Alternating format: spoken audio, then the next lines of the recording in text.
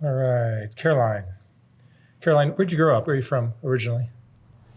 I was born in El Sereno, East LA. However, I was raised in the Coachella Valley, like Indio, Palm Desert area.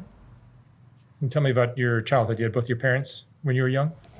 Both my parents were dope fiends. However, I was blessed that my grandparents took me in at an early age and raised me as their own. How would you describe your childhood? It was, it could have been, oh, it could have been worse. I always miss my parents, definitely, but like my grandparents definitely provided and did what they could for me. How far did you go in school? I graduated high school, barely, and I did some college. I dropped out of college though. Where did you go after you were done with school? I bounced around, kind of doing like bartending jobs, restaurant jobs, and like anything where alcohol was involved. Is alcohol your, It's one of my drugs of choice. Not my main one, but definitely what are your main go-tos? fentanyl, Oh, heroin, fentanyl. meth. What age did drugs start for you? At Well, I was like an athlete growing up. My grandparents got me involved in tennis, but like when I was 16, I was involved in this car accident, and it was like the one thing I was good at was like taken from me. So like that, and to handle it, to cope with it, I started drinking, and then like it led to meth, like really quickly, like within a couple months. I was using meth on a daily basis. And today you were using fentanyl. Yeah. Where do you stay today? Right now, I'm currently residing on 42nd Street with this this man I met on the streets. He kind of gives me a place to stay and supports my drug habit in exchange for companionship, sexual favors. You were homeless before that? Yeah, I was homeless in Pasadena area and Azusa area, and then even downtown. I stayed at the Midnight Mission for a while, for a couple of months, but I've been homeless out here as well. And how do you support yourself now? As of now, like I rely on him to support my drug habit. Like Before you met him, how would you support yourself? a boost still from stores, people, whatever, I could take for value and sell it or trade it or to get some fast cash. I would do it. That was mainly my way of like coming up.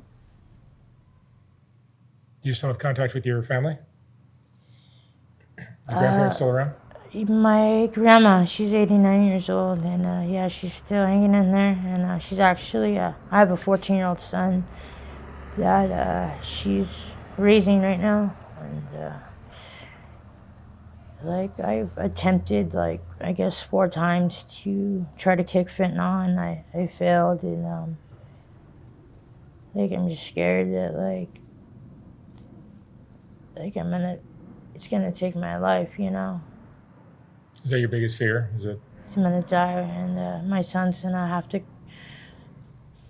grow up, without me. And like I know he's already been a few years without me, but like just me not being here at all for him, it just terrifies me.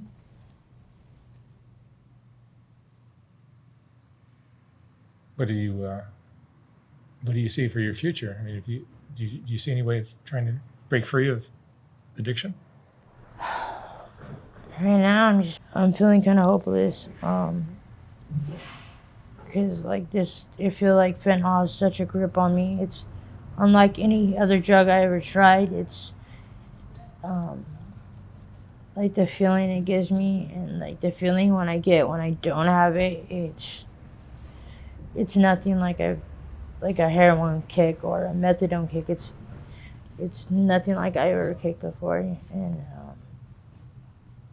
it's terrifying. Yeah, I've heard it described by fentanyl addicts that it's like you'd rather die than try to kick it. Yeah. Like, I attempted 4 times this year and I failed every time.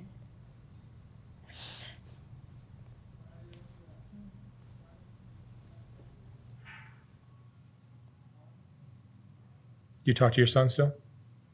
Yeah, I do. I call him on a daily basis.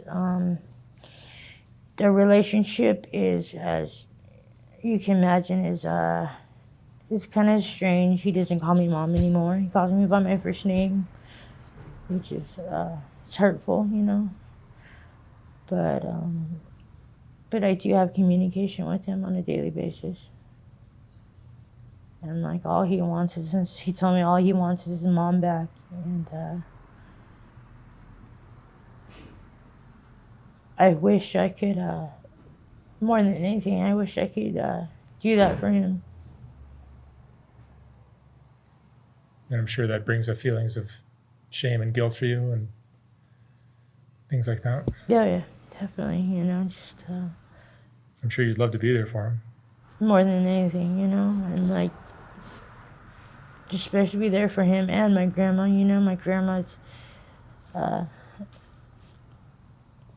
she's older, you know, and like, I don't know how much time she has left, and like, I just want to be able to be there for her last time on here, on this earth, you know. Yeah. Do you feel like your addiction might be inherited from your parents? I mean, I think it might be. Like I said, both my parents were dope fiends. I really didn't have much communication with my mom growing up. Like, I only like seen her a handful of times. My dad, we were more closer growing up. But like when I was 19, I seen him. He was shot and killed by the Palm Springs Police Department. And I really think that was like a turning point for me. Like, You saw that? yeah, I witnessed that. You watched your dad get killed? Wow.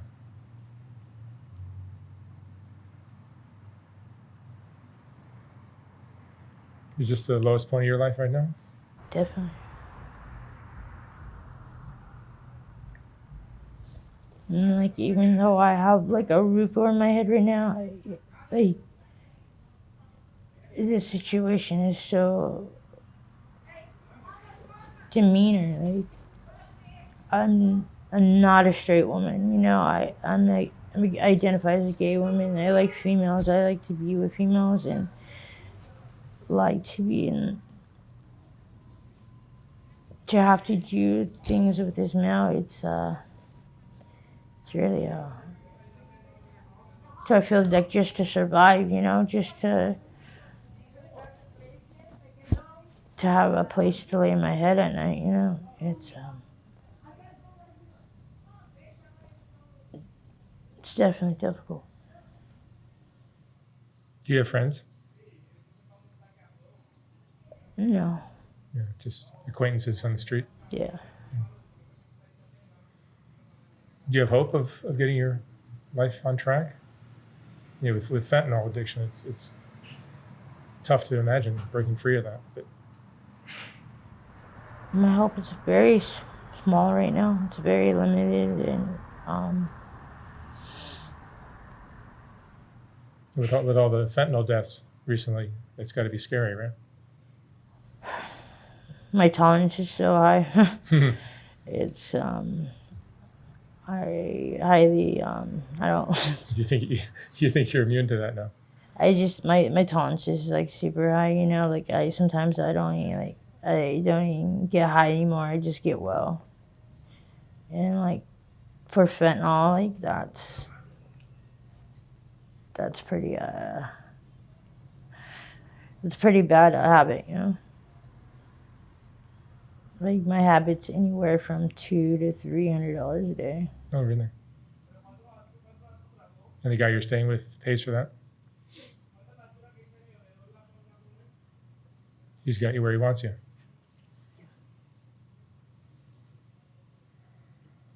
Back to your childhood, was there anything about your childhood that led you down this path, you feel, or do you think it was all just the parents that you had? I mean, I just think the absence of my parents not being there and like having the one thing I felt like I was good at, like taken from me. Like, I mean, after that car accident and after I wasn't able to play tennis anymore, like, I was like, well, what's the point? What's the point of like,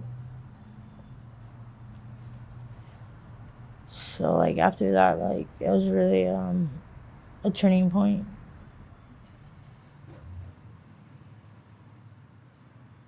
What would you say is the most important lesson you've learned in your life?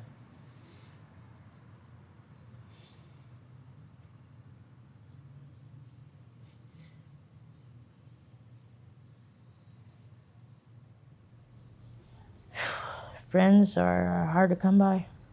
It's hard to trust people, especially out in the streets. But if you could find that one friend, that one person that has your back, that one person that like won't steal from you, won't do you dirty, like, it's rare. And like hold on to it, and appreciate it and like reciprocate it, do the same, treat them the same. I haven't found that, by the way. All right, Caroline. Well, thank you so much for sharing your story. Thank you. Wish you the best of luck with your addiction and your son.